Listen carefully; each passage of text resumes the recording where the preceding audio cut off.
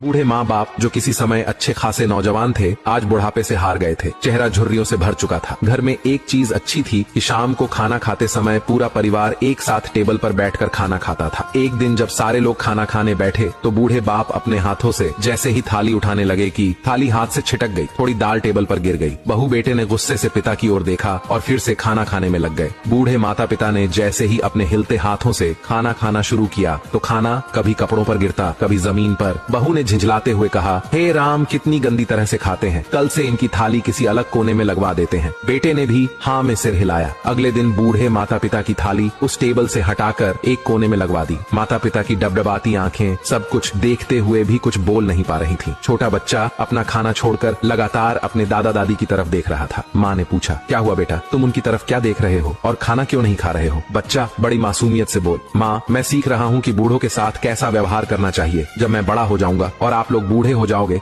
तो मैं भी आपको इसी तरह कोने में खाना खिलाया करूंगा। बच्चों के मुंह से ऐसा सुनते ही बेटे और बहू दोनों कांप उठे। शायद बच्चों की बात उनके मन में बैठ गई थी, क्योंकि बच्चे ने मासूमियत के साथ एक बहुत बड़ा सबक अपने माँ बाप को दिया था। बेटे ने जल्दी से आगे बढ़कर माता पिता को उठाया और वापस टेबल पर खाने के लिए बैठाया, और बहू भी भागकर पानी का गिलास लेकर आई कि माँ बाबूजी को कोई तकलीफ ना हो। आखिर में बस यही मैं कहूंगा, कृपया करके अपने माता पिता का ख्याल रखें।